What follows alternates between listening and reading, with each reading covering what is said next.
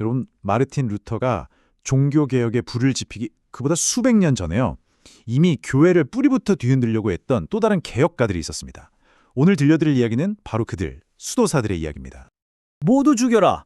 주님께서는 누가 당신의 것인지 아실 것이다. 와, 정말 충격적인 말이죠. 이게 당시 교회의 현실을 그냥 날 것 그대로 보여주는 한마디입니다. 13세기의 교회는요, 개혁의 목소리를 글쎄요, 바로 이런 끔찍한 폭력으로 짓밟아 버렸습니다. 대체 무슨 일이 있었던 걸까요? 자, 이 개혁가들을 제대로 이해하려면 먼저 그들이 맞서 싸워야 했던 그 위기, 그러니까 당시 교회의 상태부터 한번 들여다봐야겠죠. 그때 교회는 정말 막대한 부와 권력을 누렸어요. 그런데 그 속은 완전히 썩어 있었죠. 얼마나 심했냐면요. 유럽의 그 웅장한 대성당들 있잖아요. 그중 일부는 부패한 사제들한테서 뜯어낸 벌금으로 지어졌을 정도였으니까요. 근데 진짜 심각한 문제는 교회가 시대의 변화를 전혀 못 따라갔다는 거예요. 사람들은 이제 시골을 떠나서 도시로 막 몰려들고 있었거든요. 새로운 문제, 새로운 생각들이 막 생겨나는데 봉건사회에 뿌리박힌 교회는 이 사람들하고 완전히 동떨어져 있었던 거죠. 그러다 교회 가르침에 조금이라도 의문을 제기하면 바로 이단으로 찍혀서 잔혹한 십자군이나 종교 재판으로 억눌렸습니다. 그런데 말이죠. 바로 이런 정말 절망적인 상황에서 정말 예상치 못한 곳에서 해결책이 등장합니다. 역사를 보면 항상 그렇잖아요. 진짜 쇄신은 권력의 중심이 아니라 언제나 변방에서 가장자리에서 시작되곤 하죠. 이번에도 딱 그랬습니다. 자, 이 슬라이드에 나오는 대비가 정말 핵심입니다. 도미니코 회와 프란치스코 회.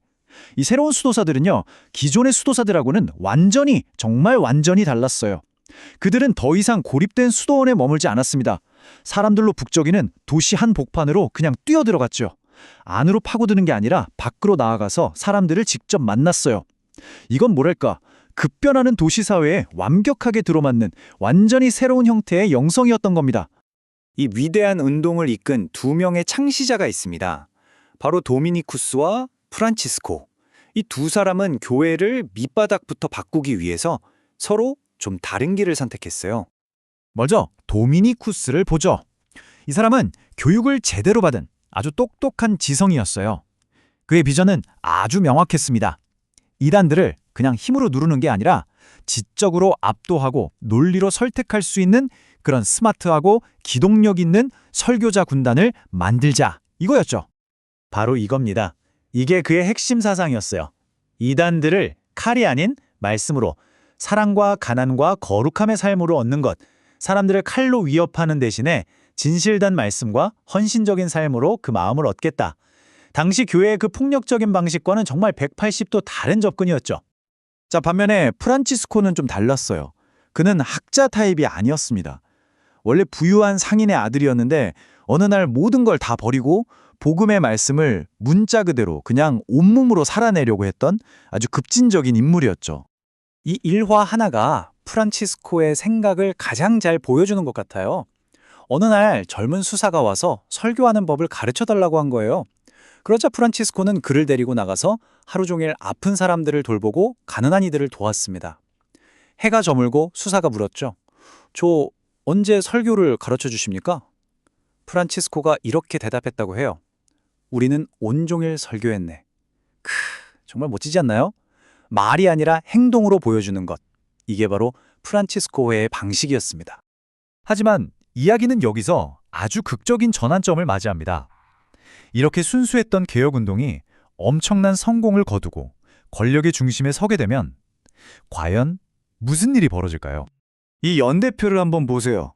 정말 놀랍지 않나요? 변방에서 시작된 이 작은 움직임이 불과 60여 년 만에 교황을 배출할 정도로 교회의 심장부까지 파고들었습니다. 이건 정말 믿을 수 없는 속도였죠. 바로 이 지점에서 역사의 아주 비극적인 딜레마가 드러납니다. 성공 자체가 오히려 그 초심을 잃게 만드는 독이 되어버리는 거죠. 이건 그냥 중세시대의 옛날 이야기가 아니에요, 여러분. 위대한 이상을 품고 시작했던 현대의 수많은 운동이나 조직들도 성공의 문탁에서 그 초심을 배반하는 모습을 우리는 지금도 계속해서 보고 있잖아요. 그리고 그 배반이 얼마나 끔찍했는지를 이 슬라이드가 보여줍니다. 칼이 아닌 말씀을 외쳤던 그 창시자의 비전은 대체 어디로 간 걸까요? 후대의 도미니코 회원들은요, 스페인 종교 재판을 이끌었던 그 악명 높은 토르케마다가 되었고, 또 마르틴 루터의 분노를 촉발시켰던 면죄부 판매원 요한 테첼이 되었습니다.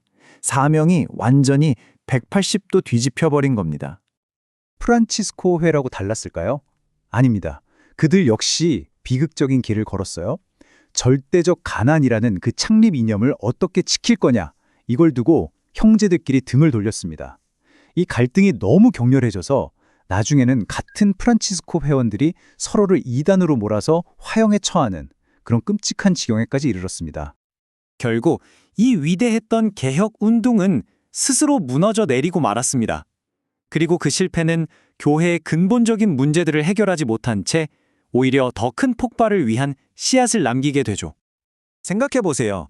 한때 개혁의 희망이었던 이들이 이제는 부패한 체제의 일부가 되어버렸습니다. 사람들은 더 이상 기댈 곳을 잃어버렸고 그 자리에는 거대한 영적 공백이 생겨났죠. 이제는 부분적인 개혁으로는 안 된다. 뭔가 더 근본적이고 급진적인 단절이 필요하다는 생각이 서서히 자라나기 시작한 겁니다. 사실 이 수도사들의 이야기는 더 큰 흐름의 일부였다고 볼 수 있어요. 루터가 등장하기 훨씬 이전부터 여기 보시는 피터 왈도나 영국의 존 위클리프, 보헤미아의 얀 후스처럼 교회의 권위에 꾸준히 도전했던 사람들이 있었습니다. 이들은 마치 땅속을 조용히 흐르는 지하수처럼 묵묵히 개혁의 흐름을 이어왔는데요. 수도사들의 실패가 결국 이 지하수가 지상으로 뻥 하고 터져나올 수밖에 없는 환경을 만들어준 셈이죠. 자, 마지막으로 이 질문을 한번 던져보려고 합니다. 과연 어떤 혁명운동이 그 자신의 성공에서 살아남을 수 있을까요? 순수한 이상으로 시작된 운동이 성공이라는 달콤한 열매를 맛본 뒤에도 과연 그 초심을 지킬 수 있을까요? 이 쇄심과 쇠퇴라는 끝없는 순환은 정말 피할 수 없는 걸까요? 이건 단지 역사 속 이야기가 아니라 오늘을 살아가는 우리 모두에게 던져진 질문이 아닐까 싶습니다.